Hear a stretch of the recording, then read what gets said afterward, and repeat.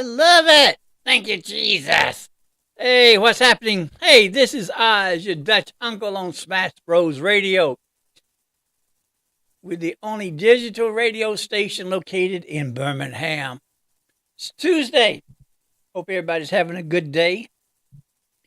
Looks like it's going to be sunny for part of the day, and then we don't know what's going to happen at the end of the day. But you know everything's going to be okay, don't we? Oh, yeah. Everything's always going to be okay. Hey, listen up. We got a lot going on today. Just be happy that we are alive, that we got a next day to look forward to. If you have not done so, please make sure that you have contacted those individuals that mean a lot to you, and that you let them know how much you appreciate them. And I'd like to give a shout out to all the caregivers and all the parents, all the single dads, single moms. You're doing a religious, just doing a damn good job, and we appreciate you. Appreciate you tremendously.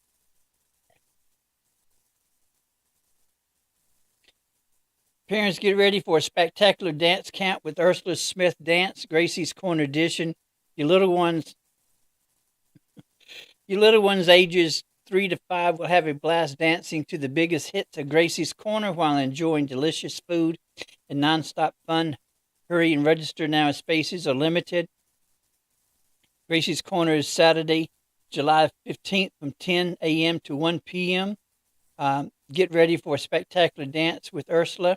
Register today at www.ursulasmithdance.com, or you can call 205-202-9510, 205-202-9510. $50 registration, $125 for camp. You need to check out Ursula. Ursula's fantastic. Also, there's an audition starting on auditions June 23rd to the 25th for the Brown Sugar Nutcracker. You can also call the same number to find out. Now, let me tell you, if you have not even participated, if you have not even gone to see the Brown Sugar Nutcracker, you are missing out. Because you're just missing out. That's all to it. You're just missing out.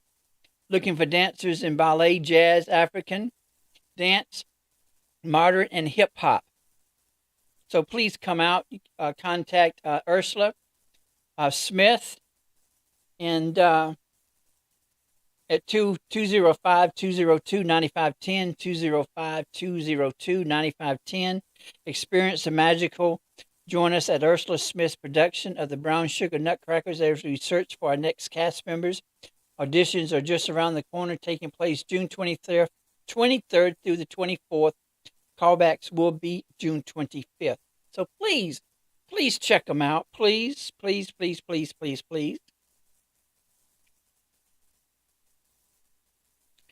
Don't let a hectic schedule hold your child back from the joy of dance. A new dance season starts August 7th, and we're thrilled to offer flexible class packs to meet your unique needs, whether your young dancer needs to attend class once a week or 5 times a week. We've got you covered. Sign up now for a season of growth, fun, and unforgettable memories. Offering $30 classes, now enrolling. Classes offered ballet, jazz, tap, West African, and more. Studio dance program starting August 7th, ages 3 through 6. Call today 205-202-9510, or you can contact Ursula Smith Company.com. So please check them out. Please check them out. I wholeheartedly, without any type of prejudice, ask you to do that, because you can't get any better. And plus, I would be prejudiced because I just love Ursula. So, got a lot going on. Some friends of myself, we were talking about how it was when we were being raised, and we pretty much have come to the conclusion that this younger generation could not survive. They could not survive the way that we were raised. I was born in 1960, January 29th, 1960. And after being born, I was brought to my maternal grandparents' home. I was placed in my granddaddy's arms because he had just had back surgery. And I stayed there while he was recuperating. So, really back then, from what I understand, they didn't have Gerber foods or anything like that. But my granddaddy would mash vegetables into mulch and put them on my gums. And from what people have told me, they were saying that I was smack.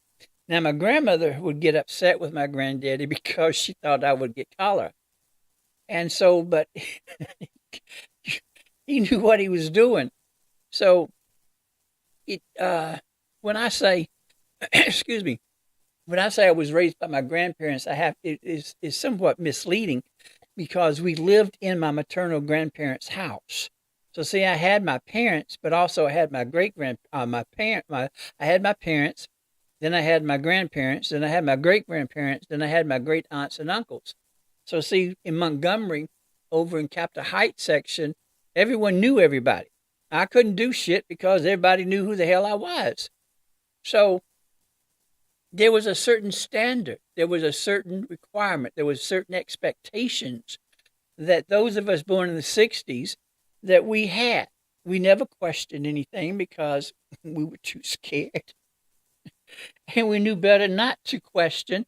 Whatever was said, it was done. I mean, we didn't have a choice.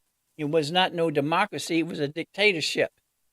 So whatever the elders told you to do, you had to do.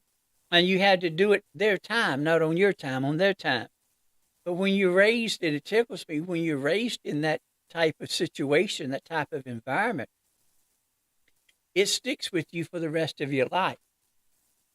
So when my grandparents would ask me to do something, they didn't care if I were in the midst of something. I had to stop, do what they had requested me to do, and then I could go back and finish up whatever I was doing. So as I got up older, it was instilled in me that I have to do this now. I have to do this now. But then I realized that I'm retired. And really, I don't have to do it now. As long as it gets done and as long as it's not really that important, it's going to be okay. So we were talking about just the overall old school way. I said that most of us know what old school way was. It was the old school way. And so there wasn't any difference in the upbringing between the communities. And one thing I wish to emphasize, there's only one race, and that's the human race. That's one more time. There's only one race, and that is the human race. So in each community, we had a certain standard that was required. Most of us were raised the same way. We were raised to say, yes, ma'am, No, ma'am. Yes, sir. No, sir.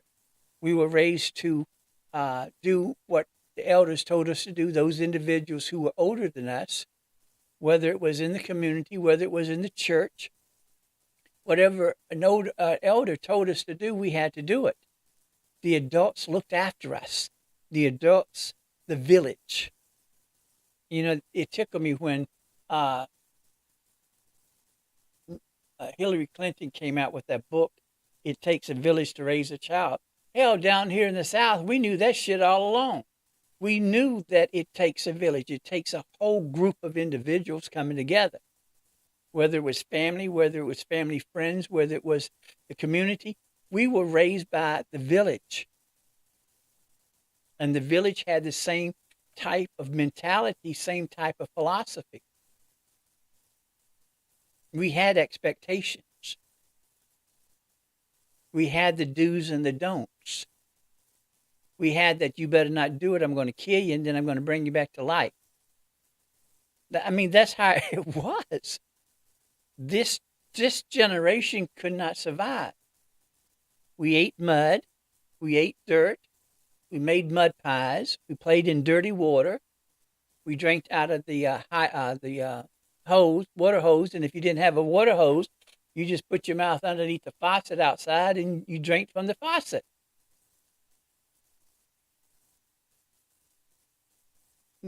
We stayed outside. After we had cleared our plates, we were to take the plates to the sink. We had to make our beds before we left the room. We had to wash our face. See, there was a routine that we followed. There was a routine that was required, that was expected. You never came to the table without having washed your face or brushed your teeth, or you especially washing your face, because see, back then we only took baths at night. We didn't have showers. We didn't have showers. We had baths. So we always bathed at night. And what woke us up in the morning was the smell and the sound of frying bacon or sausage. That's what woke us up. Now, if we did not stir by the time the bacon was turned, my grandmother would call you by your first name. So that was the first red flag. That was the first red flag, and you better start stirring. You better start getting your ass out of that damn bed. Now, if she called you by your middle name, oh boy, you want it. That's what you do. You never allow any of the elders to call you by your first name, your full name. Never. If it ever got to the point to where they called you by your full name, oh, you dead meat. You just dead meat. You had to be in, when you were younger, you had to be in before the sun hit the horizon. Then as you got older, you had to be in before the street lights came on. See, I never knew that the street lights made a sound, like a humming sound, when they were about to come on. Because, see, my ass was always in 15 minutes before. I never saw the sunset. I never heard the street lights hum. I knew better. And then because of my mom being 16 years old, I was raised with my aunt. There's a 5 years difference between my aunt and myself. So I was raised with my aunt, and in my grandmother or my grandparents' eyes, I was the youngest child, even though I was a grandchild. So see, Deborah taught me what not to do. See, my grandmother was crazy. Whatever she could reach, that's what she threw. And see, I learned how to dodge an iron skillet before I learned how to dodge a ball. I'm serious. I distinctly remember when she threw the skillet at my aunt, and it passed my aunt and barely hit me.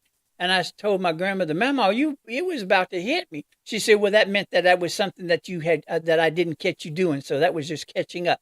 I was thinking, this woman's crazy. You know, see, back then we were not beaten, we were whooped. And there's a huge difference. Let's see, you had the flip flop, you had the paddle. There was a paddle that had a rubber band that was attached to a ball. And so what was after you had broken the rubber band, there was a paddle. So you had the shoe, the paddle, the extension cord, the belt. Dr. Green with three uh, young trees.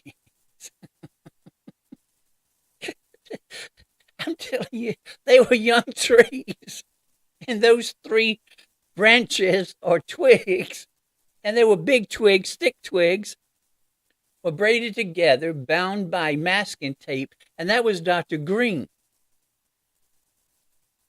So this generation could not survive what we went through. They would call it child abuse, but we knew that we were loved. You had to eat everything on your plate. We did not have a choice. That's what tickles me with this generation now. They ask the three children, what do you want to eat? And of course, the three are going to have three different types of meals. And individuals foolishly will cook those three meals. I didn't have a choice. Whatever was set on the table, on my plate, I had better eat. And if I didn't want it, you didn't have a choice. You were going to eat that. You had no choice. Had no choice. I distinctly remember my aunt did not want something, and before she could even finish the sentence, my grandmother had backhanded her. And as soon as my aunt was knocked and she rolled off, everything was off my plate. My plate was in the sink, and I was outside. You had to eat everything that was on your plate. There was no question about it. And this thing that, well, you going to eat, you going to stay there to eat it? No, you're going to eat it now while I'm watching you.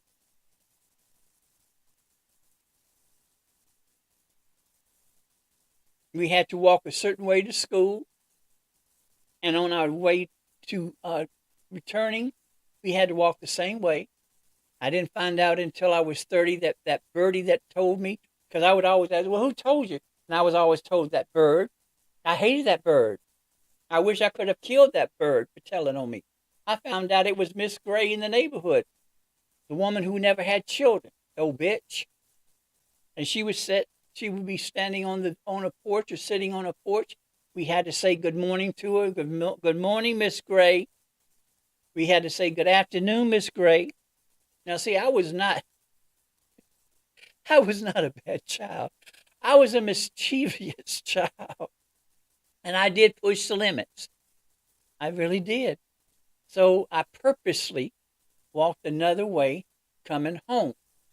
Now, of course, Miss Gray called my grandmother. My grandmother was waiting for me when I got to the house, asked which way did I walk. Now, see, I knew not to lie. Oh, no, no, no, no, no, no.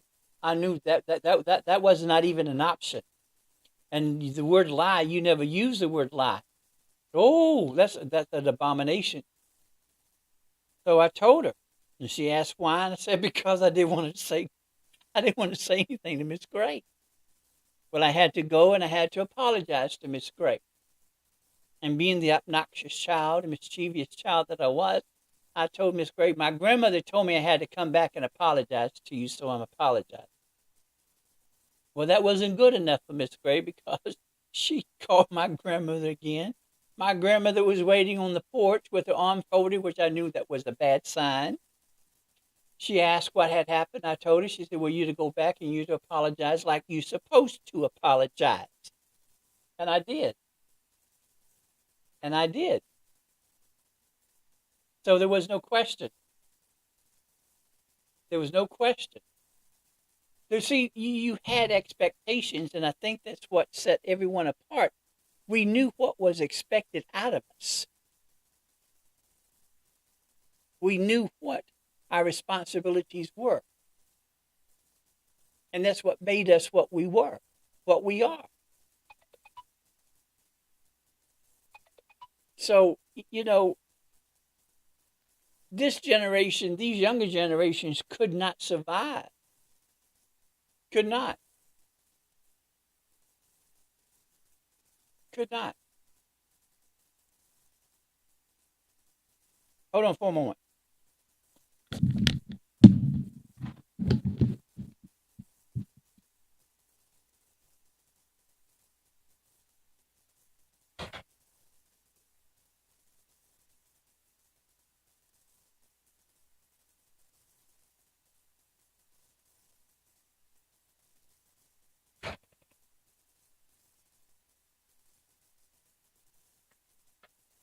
Be safe, man.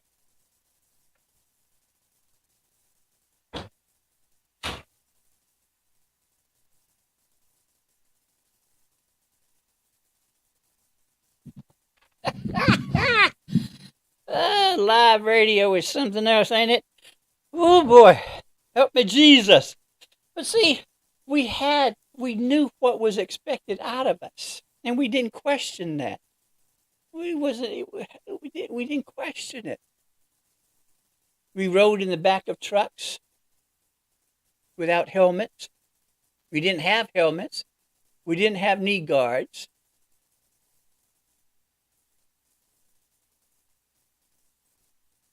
We didn't. We rode on the handles of bicycles.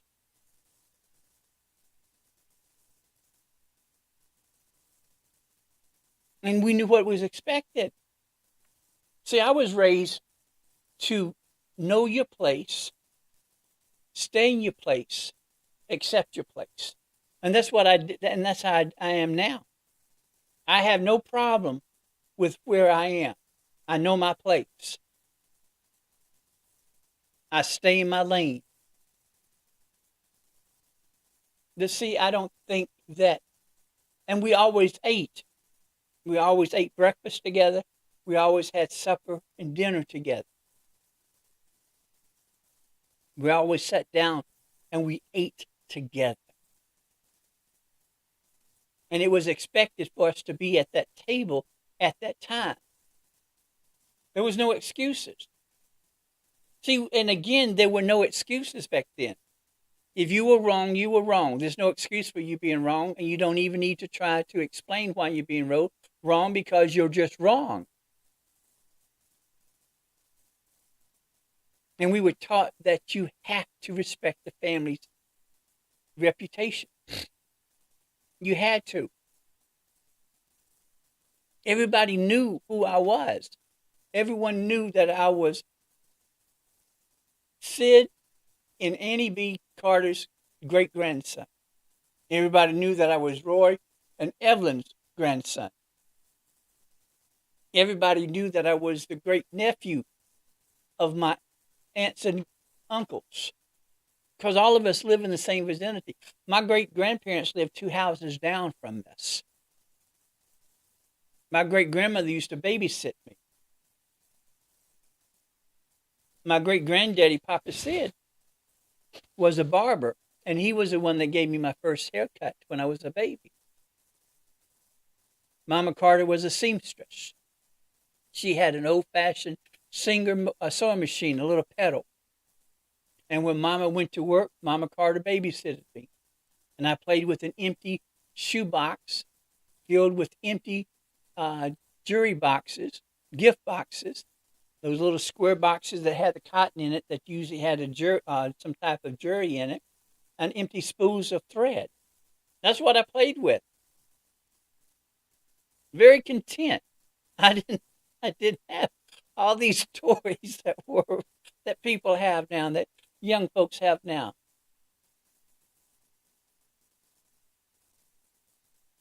Expectations. I remember in the first grade, we always read from that Dick and Jane book. And I distinctly remember reading about Spot chasing Puff with the red ball. And I wanted to read that section. Now, back during the Dark Ages, we had small wooden chairs and the teacher had one that was that resembled a little bit larger, and we sat in a circle, and each one had to read a passage. Well, I sat purposely in the seat in where I could read about Puff, Spot chasing Puff with the red ball. Miss Rogers skipped over me. I raised my hand. She didn't. She ignored me. I threw my. Now understand. Listen, those books was paperback books. They were not hardback books. So I threw my book at her. I sure did. She chased me around the room. She whooped me. She took me to Mr. Walls, the principal. He whooped me. He then called my grandmother or whoever was over at the house. I was wondering why Deborah Light was really eager for me to walk with her because I was a pest. So when I got there, guess what? The entire house was filled. So I got whooped by my grandparents. I got whooped by my great-grandparents. I got whooped by whoever and whatever aunt and uncle was in that house because I had disappointed the family. See, I was not into pain, and I learned early in life that I was not into pain. So, see, I didn't get that many whippings. My grandmother's eyes would go white. No, not me. Deborah taught me everything that I needed not to. See, I had substance. I had a foundation. I had love. I had security. I felt safe. See, back then you didn't leave your neighborhood because everything that was required, everything that was a necessity was in that neighborhood. Your denomination was in that neighborhood. The stores were in your neighborhood. And the only time that we ventured outside the neighborhood was when we went to visit a church because of an anniversary or because of the choir singing. Because, see, everything was in that neighborhood. Everyone knew everyone. At 5 and 6 o'clock in the afternoons, everyone was outside in the yards on their porches talking, watching the kids. See, things haven't really changed from the situation. Parents still have to work. Kids still are latchkey kids. Those are kids that parents work and you have to come home. And the kids come home to an empty house, but we knew what was expected out of us.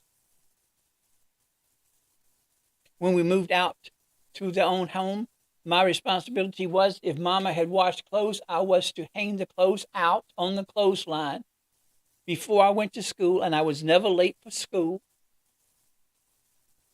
And when I came home, I had to take the clothes down. I had to fold the clothes. I had to put the clothes in the proper room. I could not turn on the television. Those when we had the square television, I think it's called a Philpox. Now see, I wasn't supposed to turn the television on until I got finished with my homework. But see, I didn't know that once you turn that television on, those little, fuses or whatever remained hot. So the top of the television would be warm. And see, that's why my grandparents and my parents would put the keys on top of the television to see if the television was warm.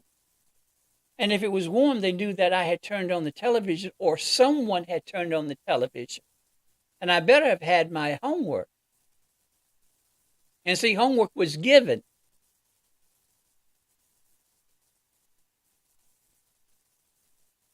And then, if there was anything to be cooked, because Mama usually got home around 6 o'clock, I usually got home around 3:30. Around 4 o'clock, maybe 4:30, it was my responsibility that Mama would always put the peas or whatever vegetables, entrees out. Now, during the evening time, the night before, she would put the peas in soak so that way they would swell up. And it was my responsibility to empty that water, put the vegetables in a pot, add fresh water, turn the flame on low, so that way it'll be ready, if not way halfway ready. So when Mama got home and she cooked whatever, and sometimes we didn't, all we had was just vegetable plate, she would cook the meat. Because usually during that time we ate between 6 and 6:30, maybe 7.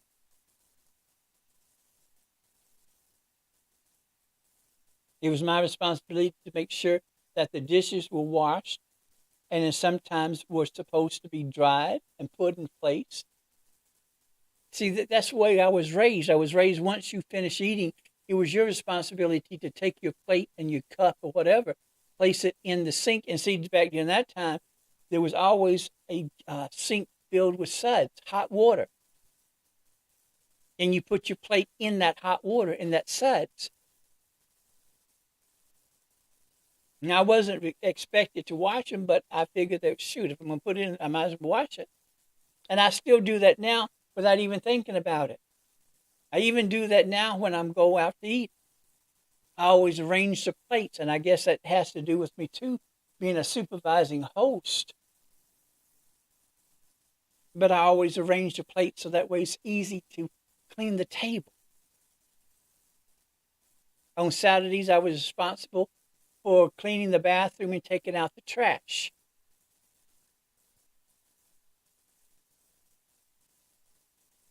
Responsibility. Expectations.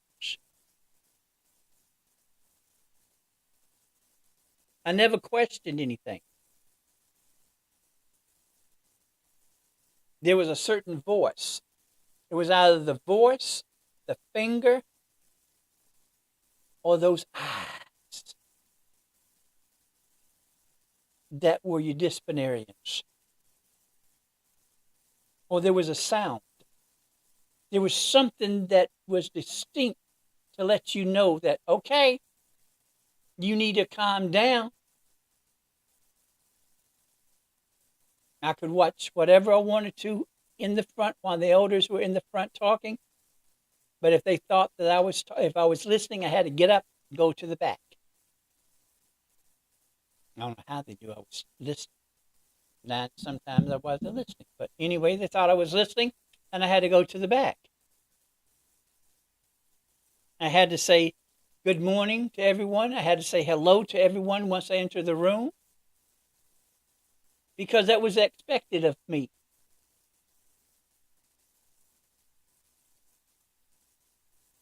Some things have to remain constant. Some things have to remain consistent. You have to have a foundation to build upon. You have to have boundaries. Expectations. What do I expect out of you? I was expected to maintain good grades.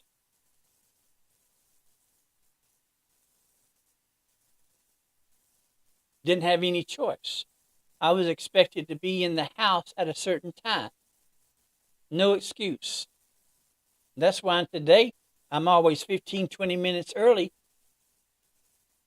And that has to do with me being a teacher too, but I already had it instilled in me that I was always 15 to 20 minutes early. I was never late. Never. Even when I did field trips, I expected my kids to be on the bus, 10 minutes. Because, see, there was old folks' time and there's young folks' time. Old folks' time is 15 minutes before we depart. Young folks' time is 20 minutes after. I'm not into young folks' time. I'm always into old folks' time. And there've been stories, and people, and the kids who know me would tell you, there've been several instances that parents didn't believe me for whatever reason. And I told everybody, once that bus starts rolling, I don't stop. Once I have taken roll, I'm gone. And there's been several parents, several mothers who've got mad with me. I didn't give a happy goddamn. Your ass was late. One mother was stupid enough to bring her daughter over to Sanford because the Center for Law and Civic Education had the appellate court on. We have a time where the appellate court makes a public appearance, and you actually hear cases. And this mother brought her child over to the field trip. I wouldn't accept her, and she couldn't understand why. And it wasn't my purpose. It was not my business. You were late. So you need to take her back because she's not getting on my bus. And I've left kids. If we go on a field trip, and usually when we go on field trips, I usually stop to get something to eat, and I tell them, you're to be back on this bus by this time. And if you're not on this bus, you better call home to get your ride. I've left kids because it was expected. These are my expectations. That's the way I was raised. And believe it or not, they want that. They want that.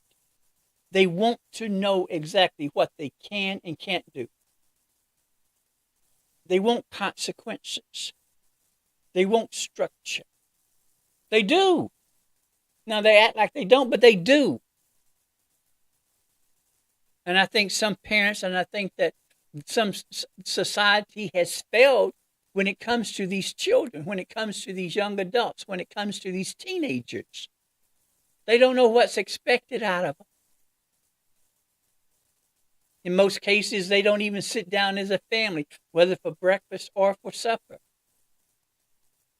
See, the only time we stayed in our room, which was never. It was rare that we ever stayed in our room. Now, until we got up older, to when we became a teenager, I was allowed to stay in my room, but I had better be out when it came time to eat. And she better not call me. Oh, no. No, there was no calling you when it was time for supper. You knew when supper was prepared. You knew when you heard the plates being placed on the table. You knew that it was time, and you better be in your seat.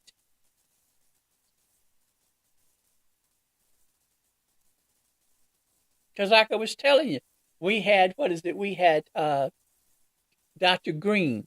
We had extension cords. We had those flip-flops. We had those house shoes. We had those paddles. We had belts.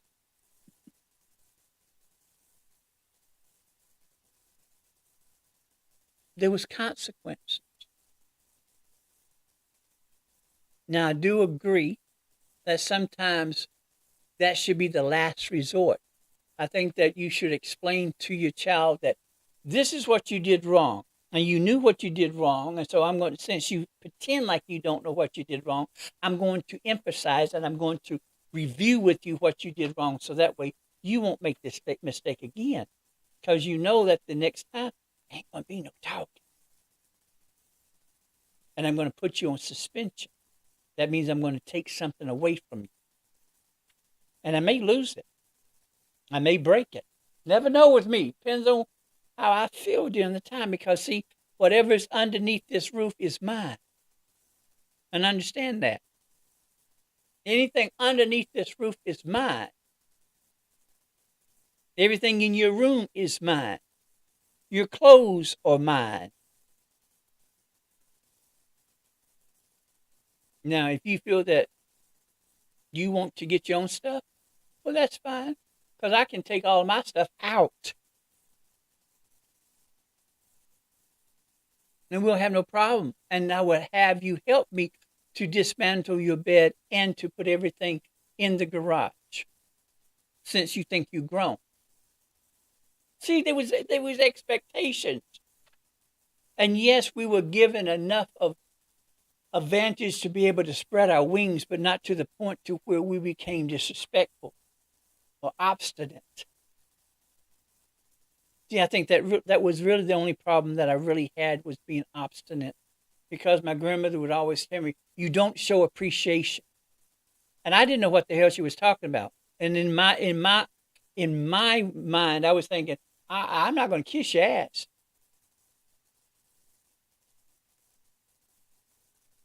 But that was my main problem. You don't show appreciation.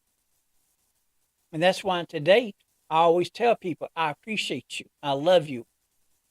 The way I was raised.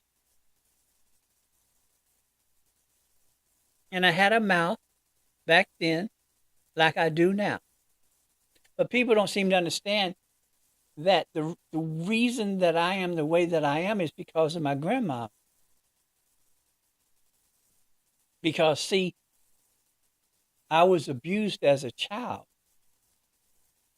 My mom's friend Nancy Shaw said that I was like a whooped puppy.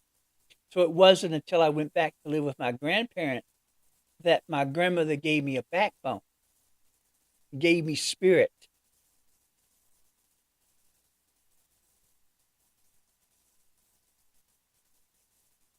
And I turned out all right. Now, some people say you're crazy as hell. It's true, but that's the genes. It's in the genes. But kids couldn't, this generation could not survive the way that we were raised. And all of us was pretty much raised the same way. We had expectations. We had our requirements. We never asked questions. We had chores that we had to do. We had an understanding. I could not go outside without shoes on. I could not go outside with a t-shirt on, undergarments. That was uncalled for. No undergarments. You had to have a shirt on. You had to have shoes on. Until we went to the country, then I could go barefoot.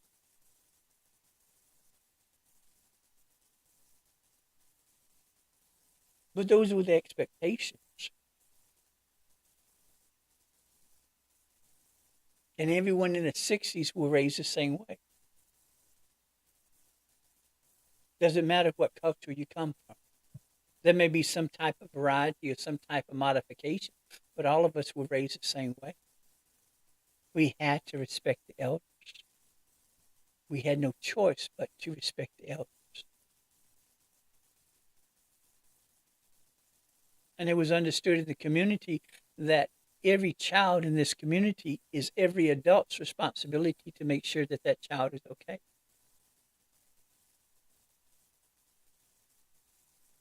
We went to church. It was required. We went to church. Had no other choice. We went to church. And one thing that fascinated me was back then that my grandmother would put whatever she had that was going to cook in the oven, she would put it in the oven while we was at church. And it would be done by the time we came back from church. And I was like, try to do that now. You burn down your house. But it amazed me that during Sunday, especially if we knew that Pastor Hicks was coming, that's when we had roast. Because generally on Sundays we had chicken. That's when I knew that Pastor Hicks was coming. So, but the roast would be done because she would put the roast in before we left for church. And by the time we came home, the house would be filled with that wonderful smell of that roast. And the vegetables. And see, back then you had to iron your clothes. We ironed the pants. We ironed the shirts. We knew about starch.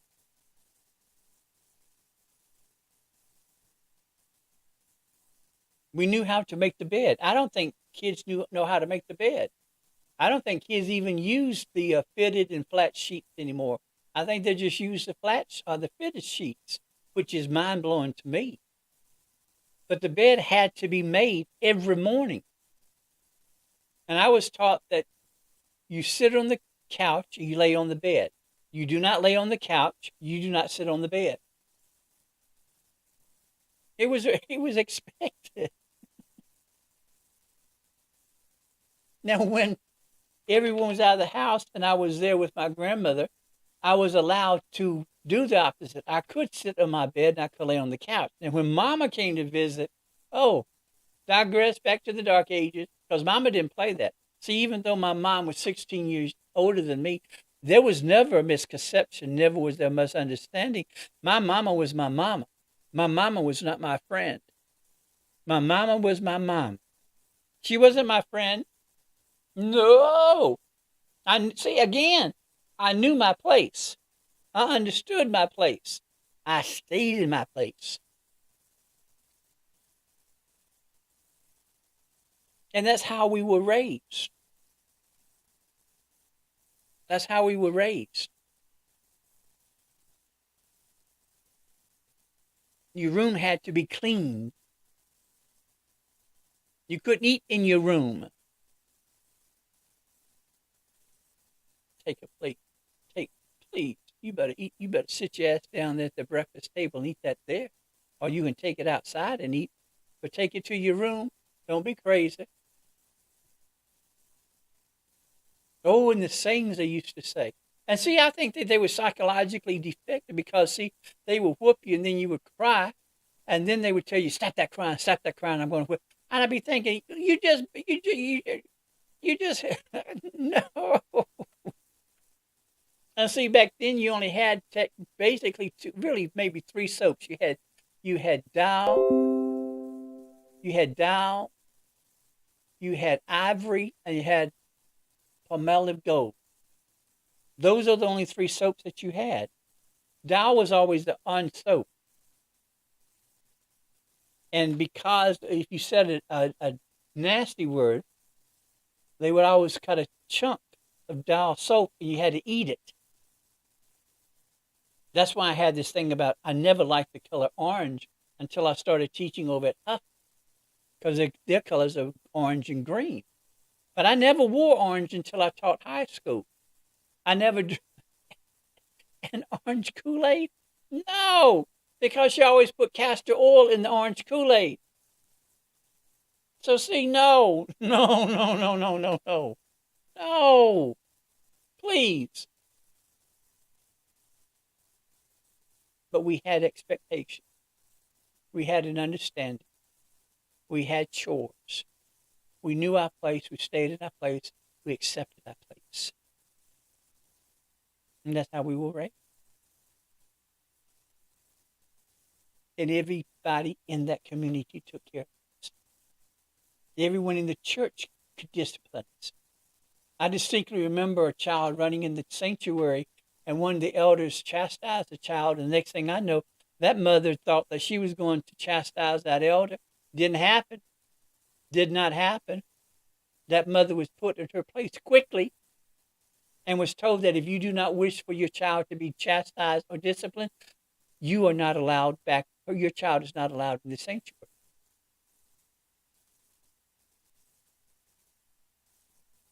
We had community centers. Everyone went to the community center, and in that community center, you had every type of activity you could think about. And we played in the community center, and during the summers we were fed, so that way by the time we came home, we were so tired that we went to sleep, and we were so tired we couldn't get into trouble. And I think that that's why they should open the community centers now, to give an outlet. There should be more activities for the young adults and for the teenagers. We had every activity. We even had swimming pools. We had ceramic classes. We had some type of activity always going on.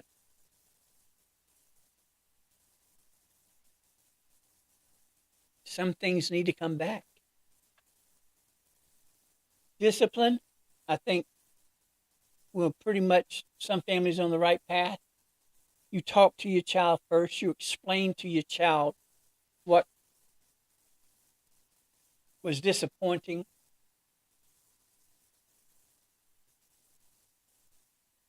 But they should know that the next time we ain't going to talk. There's going to be, the consequences are going to be a little more severe. But I think that parents, I think that single dads, single moms, I think that you are doing a fantastic job considering the situations, considering the circumstances. I appreciate you. I appreciate my parents when I was a teacher. I appreciate my parents tremendously because they were my backbone. And see, I didn't have any major problems with the teenagers because the teenagers knew that I knew the parents and I had the number and I had no problem calling. Oh, they used to tickle me when we had phones in the classroom. All I had to do was pick up the receiver. And sometimes I wouldn't be thinking about them damn teenagers. I pick up the receiver and the one who's the guilty one would holler, "Why are you tripping? Why are you tripping?" I said, "What are you talking about? Why you got the receiver in your hand?" I said, "Because I'm grown." "Why are you tripping, man?" I said, "That meant that you were doing something that I didn't know. But now tell me what you were doing." See, my kids in school knew what was expected out of them. See, I set my expectations high. And let me tell you, my kids either met my expectations or they exceeded my expectations because they knew exactly what was expected when they came in the classroom. You stay in your place. We could talk about anything that you want to talk about as long as we conduct ourselves in an adult manner. But once you start acting crazy and all, the conversation is over with. I taught more life skills because I wanted my kids to be prepared. Now, was my techniques, was my methodology questionable? Yes. But see, I was not a traditional teacher. I was an orthodox. I didn't play. I didn't have time. I had to make sure that my kids were prepared for whatever they were going to come to. And that's how I was taught.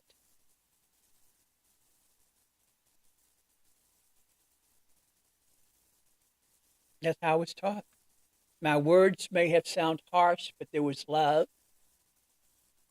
I was straightforward. I didn't beat around the bush. Didn't. The majority of my parents appreciated it. There were some bougie ass motherfuckers who didn't, and that's okay too. But they won't forget me. But everything I did came from the heart, just like with my folks, just like with the community. Everything they did was for my benefit. It came from the heart. It came from love. It was understood. And that's how we were raised in the 60s. Everyone. Didn't matter what culture, didn't matter what community you came from. We were raised the same way with those attributes.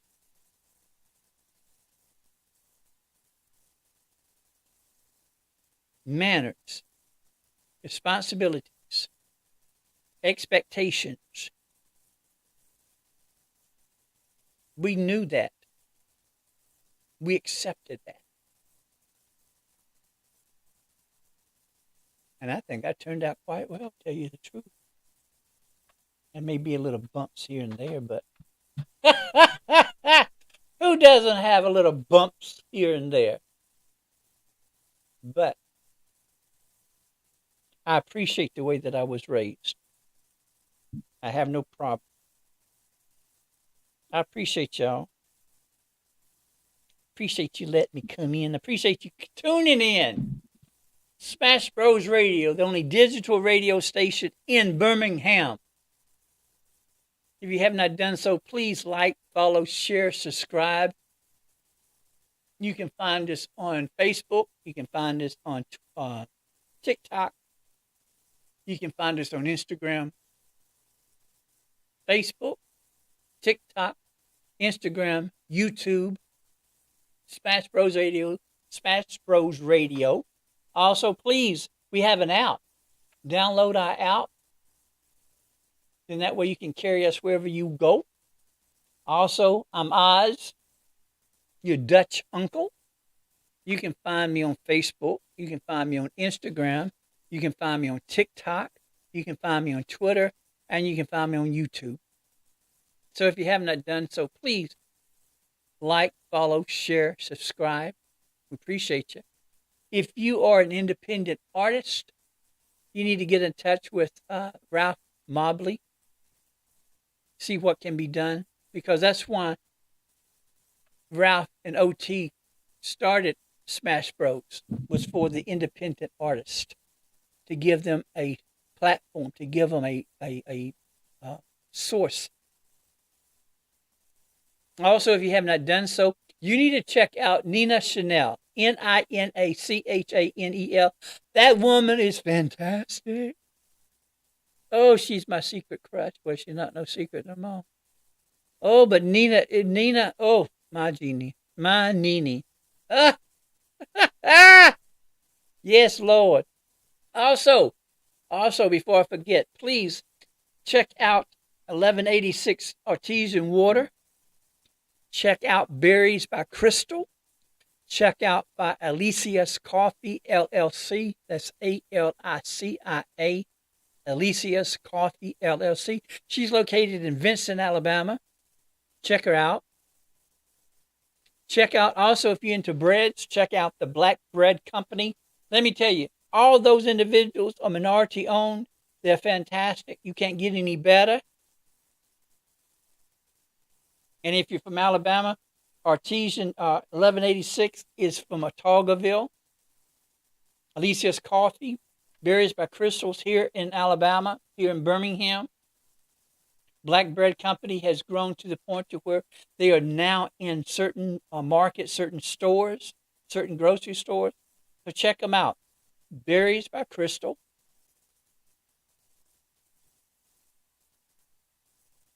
(1186) Artesian Water. Alicia's Coffee. Black Bread's Company. And check out Ursula Smith's dance troupe. But I appreciate you. Know your value. Know your worth. Know that you are the one that creates all barriers. And most importantly, know that I love you more than I love my luggage. I'll see y'all Wednesday. Hey, stay tuned for my nephew, KD Dunn, for the Dun It show. But we appreciate you. And I love you. Take care. The live stream on the show. On the show. The live stream.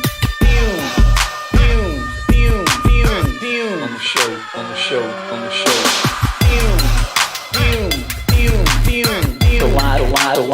The live stream.